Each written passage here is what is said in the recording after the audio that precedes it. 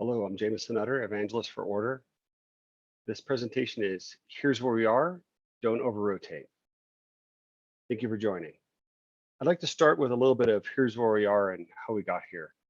It's really this Industry 4.0 idea, the smart factory, a connected factory, connected manufacturing facility, connected trains, et cetera, that really allow us to bring together data that's being collected in real time from physical assets and translate that into usable data for logistical purposes, for ordering, for pricing, all sorts of other things. The benefits to business are very, very high.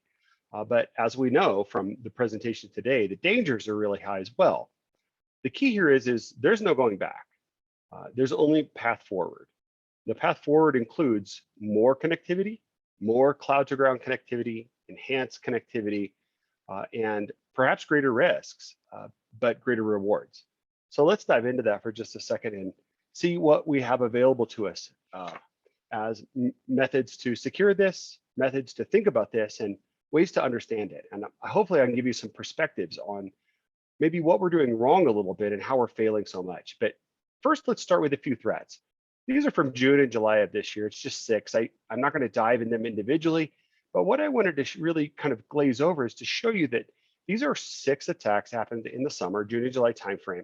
These are all shutdowns. These are all impacted production, impacted rail transportation, impacted pipelines. Every one of them impacted production in some way, some form, and forced halting, forced ransoms paid, forced lost revenues, every single one of them. But not a single one of them was a SCADA attack.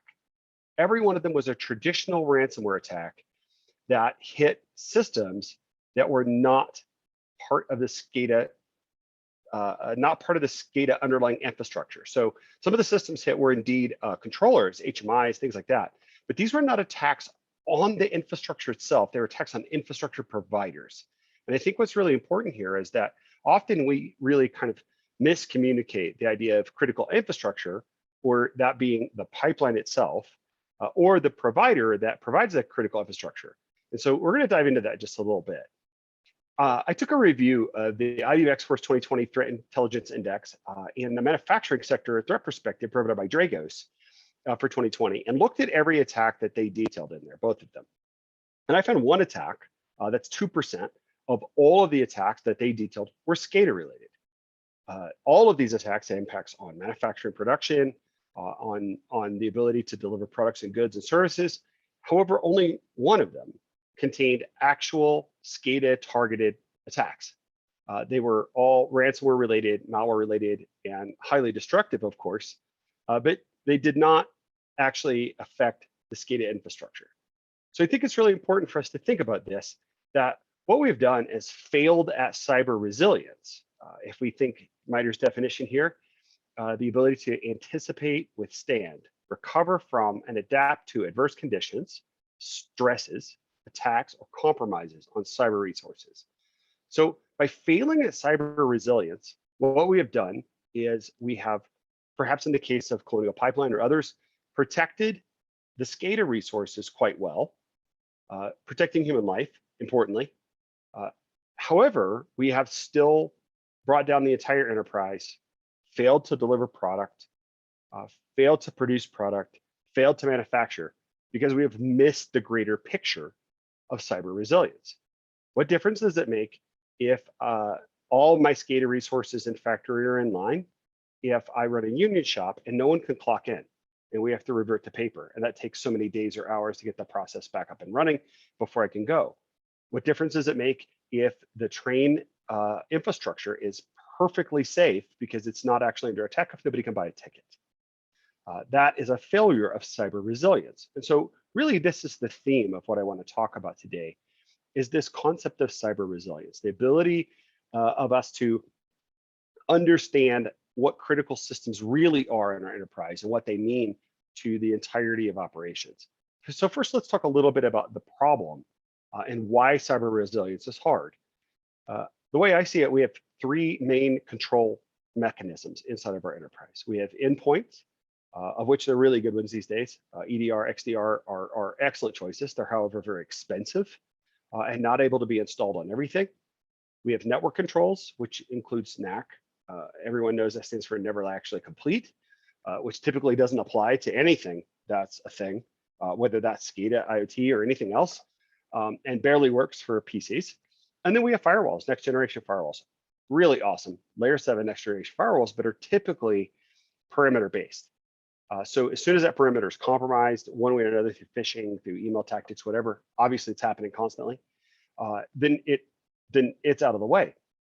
But really what happens is we have a large number of devices, a large number of assets, PCs, everything else that's falling in the cracks of these various control points. And they really break down into these categories.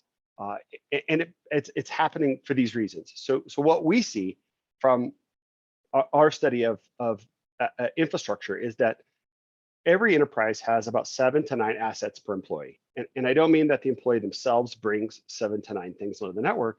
What I mean is that there are 7 to 9 IP addressed assets in the network for every employee that you have. That's a lot of stuff. Also, there's no duplication, meaning that there is not 2 printers per person, 2 laptops per person, et cetera. The diversity of the types of things on your network, from switches and routers and firewalls, to printers and cameras and televisions, to iPods, iPads, laptops, lots of diversity in what these things are. Thus, lots of ways to be protected, lots of ways to be compromised. They're high velocity, and velocity is kind of 2 definitions. One is they come and go off the network very quickly, meaning users are taking home laptops or other assets. They're moving about. They might even be connecting from home, different places. And the second one is that they are under DHCP.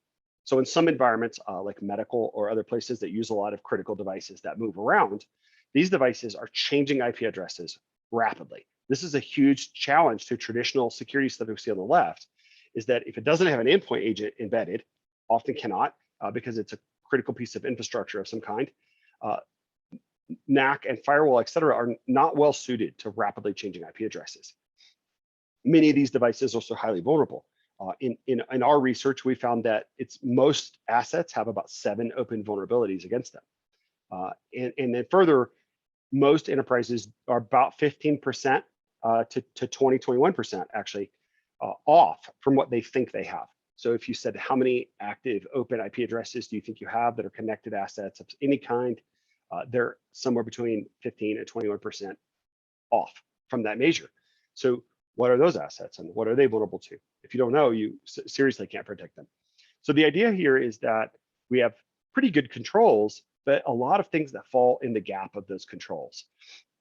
Things like building management, things like OT, like you've heard a ton about today, things like portable devices, whether you're talking about Zebra scanners, portable printers, whether you're talking about medical devices, whatever they are, business is now becoming powered by these IoT assets, and in general, just assets that are highly portable. And because we're not thinking about how to control them and secure them, they're falling through those cracks. So let me give you a little different way to think about how to measure risk of these devices. Here I've got a little diagram of a HMI and a robot and a PLC. It's at the center of risk here, and then it talks to some other devices. But this is really kind of anecdotally the Kevin Bacon theory of networking. If you're not familiar with that, I hope you are. Kevin Bacon is 6 degrees separated from anybody in Hollywood. They've worked in a commercial or a movie or something with somebody he's worked with, et cetera. They're connected to Kevin Bacon. Well, in networking, every device is connected to every other device through so many degrees of separation, just like Kevin Bacon. And so what we have to think about here is that every device, actually, its risk profile is equal to whatever device that it speaks to. So when we think about that robot in the center of our circles of risk here, what we want to think about is, okay, it speaks to the HMI directly. What does the HMI speak to? Well, the HMI speaks to this other host, maybe it's a jump host or something like that. That speaks to all these other kind of common network services, DHCP, asset management, DNS, whatever. But it also then has spoke to some operator's PC, which is way out here on the edge. That operator's PC can speak to the internet. Now what I have is a direct line of communication, unless I have really great zero trust policies and really great remote access policies, et cetera, where one can hop from this machine on the edge to the jump host perhaps, and then to the HMI. So what is the HMI circle of trust? Well, it actually includes all of those other devices. It's not that little circle. It's now everything in the other circle. So the idea of the circle of trust is to understand your zones, understand your conduits, and know what I have put in my zone or conduit area, in my zone area, my cell, to use the correct term for IEC 62443. What have I put in that cell? What can it talk to? What conduits does it have? And are they controlled properly? And are they really conduits? Because what I typically find is that they're not really conduits. It's really this IP can talk to this IP. Good luck. And what that means is then whatever it talked to, that whatever vulnerabilities it has, I just inherited. So think about your circle of risk that way. I am as safe as my nearest neighbor. I am as risky as my nearest neighbor. And really, this is the emphasis behind something like IEC 62443 with zones and conduits and cells, is to reduce this surface area into less and less and less risk surface area.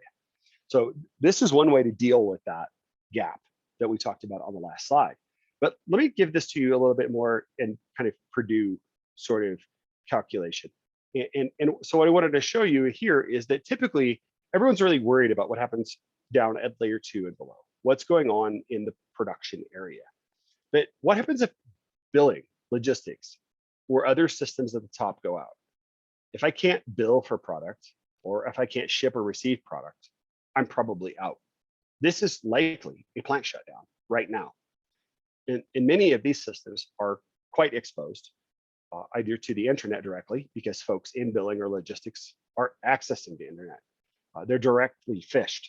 They are on your front line, actually, of the entire business. So whether we're thinking about safety, which does occur at the lower levels, or we're thinking about cyber resilience and business continuity, I have to think about every system in the stack. Then what we start to think about is other folks start to talk about how ransomware moves or malware moves through the layers down through Purdue, making its way eventually down where you don't want it to be at the bottom. But the truth is that's not what's really scary to me. What's scary to me is that I can attack any one of these systems far above the difficult to attack and harder to understand SCADA layer and still shut you down. I can still do everything I need to do to achieve my ransomware goal by attacking systems that are much softer, that have minimal vulnerabilities and are easier for me to understand as an attacker. To get into the OT world, I have to understand a lot about reverse engineering. I have to understand about OT operations. I have to know am I attacking the right thing. I have to build specified payloads. I can just build one Windows payload and take you out because you didn't think about cyber resilience. So I think it's really important that we think about it holistically and we begin to think about it this way. So if you look at the yellow box there in the center, really part of the concept of this yellow box right here is that this is the stack, if you will. If you think about this factory, the real idea is that we have a cloud to ground connectivity. Somewhere down here in the production floor, we begin to move data and information from the production floor, either through the front office, through the mid office, through the back office, and eventually into cloud workloads. Oftentimes customers are interacting with us through the cloud. They're ordering product through the cloud. We are using ERPs or other things in the cloud where we're measuring assets or the flow of data. We're running SaaS. We're running any number of our other SAPs, things like that in the cloud. Those things are connected to assets in the front office, mid office, back office, and eventually the production floor, top to bottom. If any of those things goes down, does it take your factory down? Are you able to produce products and goods? Are you able to deliver products and goods? If you're not, this is part of your cyber resilience chain. You need to understand that I don't have to protect this layer like a pancake. I have to protect this way, vertically. And so I need to begin to think about which systems am I reliant on as a business, as an enterprise, as an industry that measure beyond what is obvious. I feel like I hear in these shows, just like this one, a lot of succinct focus on SCADA systems, and it's important. Human life and the protection of human beings is quite important. Please don't get me wrong here. My purpose here is to say, let's not spend 100% of our budget focused on keeping the oil pipeline from blowing up when it's literally just shut down because the simplest malware took it down and we forgot to secure the side door. The key is they're going to come through those systems, through the cloud, through the front office, through the mid office, through the back office, the production process, eventually the production floor, through all those areas. Let's stop them there. Let's work on making those secure and safe. Let's make those part of the thought process about what is production safe, what is cyber resilient. As long as we continue to think about OT and IT as separate, meaning, man, we're not spending any money on OT. We're really scared because people are going to die. Oh, and IT says, well, we're really worried about ransomware because we're getting attacked and we're being exploited. No one's still thinking about what the important issue is, which is cyber resilience and the business. And how do we continue to operate safely, efficiently, and effectively throughout the entire process? I believe that to be part of our critical miss so often when I hear folks speak about cybersecurity in industry. What we need to do is get through a phase where we're no longer thinking of these as two separate hemispheres of the brain, OT and IT. We need to bring these together to a whole of enterprise approach that is about cyber resilience and enterprise security. So here's a few concepts about, I think, what we're doing right and what we're doing wrong. I think we know we have a problem. When we look at the number of attacks in manufacturing, oil and gas, industry in general, we know that something's going wrong. We're looking for answers. This is all good. Keep looking, keep asking, keep trying to figure out. I believe that we're focused on the wrong things, that we are either listening to vendors like myself and like others that are telling you, focus on SCADA, don't focus on SCADA, focus on ransomware, don't focus on ransomware, etc. What you need to focus on is your business. Focus on cyber resilience. As a cybersecurity professional, you should have meetings, maybe weekly, with your business practitioners to begin to understand the entire process of your company. What does it take for someone to place an order? What is every digital system that is touched in that chain? And what does it mean if it's down? You need to talk to them about how do we deliver product? What every digital system is touched to make that happen. Every process that you have, you need to understand top to bottom, every digital system that is part of that, and what is the impact of that being down? And how do we protect it? I think that we are adhering to antiquated standards like Purdue. We need to move to IEC 62443. Whether you approach that as zero trust-ish or not is your business. But I believe that we need to think about standards that can help us transition to the cloud, because it's not coming, it's here. You're already there. If you don't think so, you're mistaken. And we also don't have a holistic approach. We have these sort of OT ways of doing things. We have sort of the IT ways of doing things, and we have the cloud ways of doing things. And we have to get rid of that.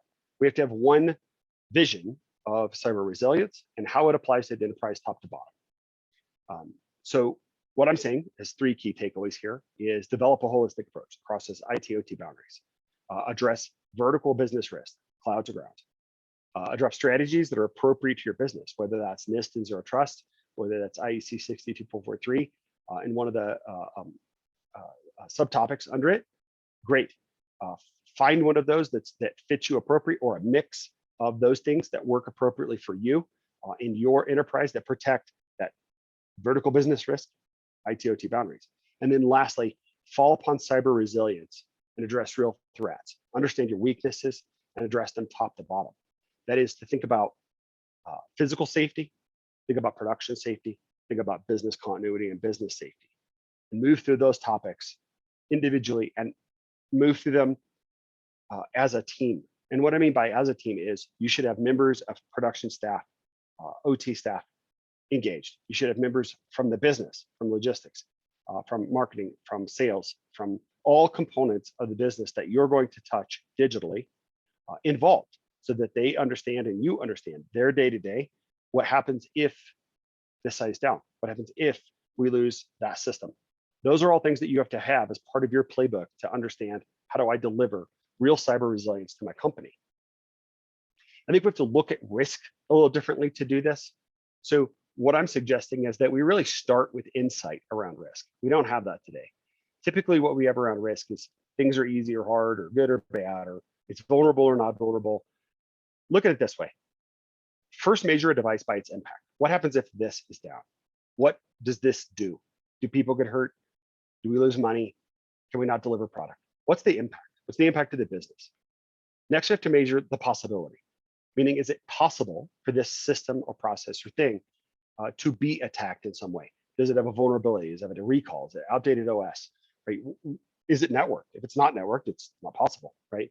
So the idea here is there a possibility of some attack happening to it? And then lastly, I want to know, what is the probability?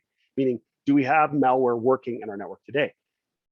Oftentimes it takes three systems to do this, meaning I have a system of record that tells me what the impact is. I have systems that do vulnerability scans, and then I have systems that do network detection in real time. Whatever it takes for you to do that, one system or many, I suggest that you find a system that lets you measure risk or encourages you to measure risk in this way to understand what's the impact if this goes down, what's the possibility, what's the probability. This will allow you to measure what systems to remediate first, to put the best protections around, to spend money around. Because if I understand that the impact is quite high for this device and it's quite vulnerable, I need to be spending cybersecurity budget to protect that asset. If the impact is quite low, if the Coke machine is down and people are just angry, even if it's quite vulnerable, I might not spend as much to protect it. So you have to have a system that allows you to create this kind of scoring. To do that, you're going to need comprehensive visibility. And by comprehensive, I mean, really, there are multiple aspects to visibility. Lots of companies talk about visibility, can't protect what you can't see. It's one of the oldest things that people say. But what do they really mean by that? The three aspects of visibility really are this. They're physical characteristics, which are ultimately really trivia. And what I mean by that is their inventory. I have a Model 5 television and I have a Model 7 printer. Who cares? What does that do for me? That, as a cybersecurity expert, what does that do for me? As a company, it might be important because I might use that in purchasing or other things. But as a cybersecurity expert, I don't really care what the physical characteristics are. Network characteristics become somewhat more interesting to me. I understand its IP address, I understand the flow data, what applications it's using, elements of how it's networked. Is it wired, wireless? Where is it connected?